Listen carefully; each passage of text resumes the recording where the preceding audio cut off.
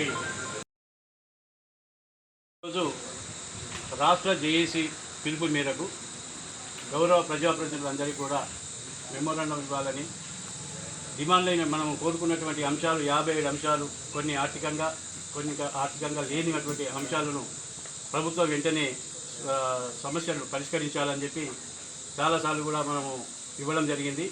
ఎప్పుడు కూడా ప్రభుత్వం చేస్తామని కూడా చెప్పడం కూడా జరుగుతుంది.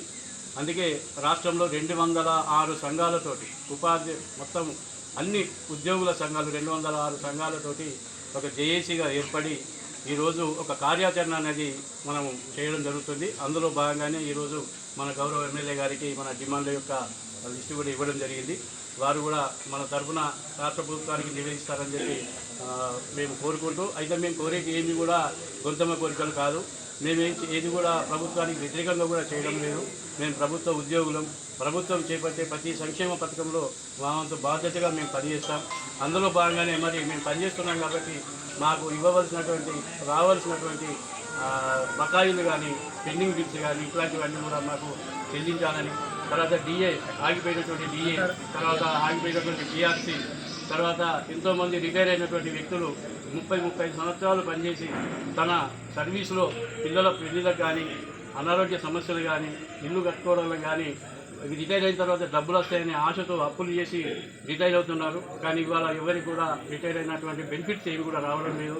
చాలా ఉద్యోగులందరూ కూడా అసంతృప్తితో ఉన్నారు. మరి గౌరవ ముఖ్యమంత్రి గారు అన్నీ మీకు చెల్లిస్తామని చెప్పడం జరిగింది. కొంత సమయం ఇవ్వమని కూడా కోరారు. ఆ సమయం కూడా మార్చి వరకే అన్నారు. ఆ మార్చి అయిపోయింది కాబట్టి జేఏసీ కార్యాచరణ చేయడం జరుగుతుంది. ఇందులో ఈ కార్యాచరణ ద్వారా ప్రభుత్వం స్పందించి ఈ హక్కులను సమస్య పరిష్కారం చేయాలని చెప్పి కోరుతున్నాను. జగిత్యాల జాయింట్ యాక్షన్ కమిటీ ఉద్యోగస్తులు కావచ్చు, teachers unions, pensioners, contractor workers, ఇంకా వివిధ సంఘాల పెద్దలందరూ కూడా వచ్చి కలవడం జరిగింది.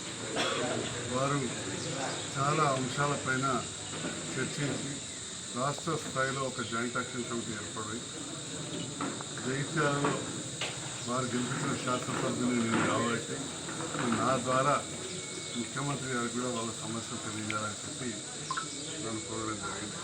మరి జగిత్యాల ప్రాంతానికి ఇక్కడి ప్రజలు, మన ఉద్యోగస్తులు, అన్ని వర్గాల వారి సహకారంతో ఎన్నికైన రాష్ట్ర శాసనసభలో కూడా ఉన్నది కాబట్టి గౌరవ ముఖ్యమంత్రి గారితో కూడా సన్నిహితంగానే ఉంటున్నారు కాబట్టి తప్పకుండా మీరు ఏదైతే ఈ అంశాలు నా మధ్యకు నాకు తెలియజేసారు, రాతపూర్వకంగా ఇవన్నీ కూడా నేను తెలియజేస్తాను. ఇప్పటికే తప్పకుండా సీనియర్ నాయకులు ఈ జేఏసీ పక్షాన జగదీశ్వర్ గారు విశేష అనుభవం కలిగినారు, శ్రీనివాస్ గారు, ఇంకా మిగతా నాయకులు కూడా ముఖ్యమంత్రి గారితో చర్చించే ఉంటారు.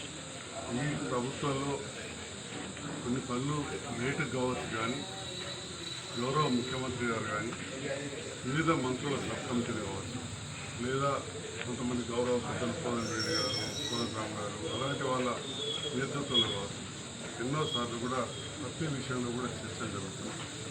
వేళలా ఈ యూనియన్ లీడర్లకు పూర్తి స్థాయిలో అన్ని అవకాశాలు కూడా ఉంటున్నాయి రాష్ట్ర వ్యాప్తంగా కూడా.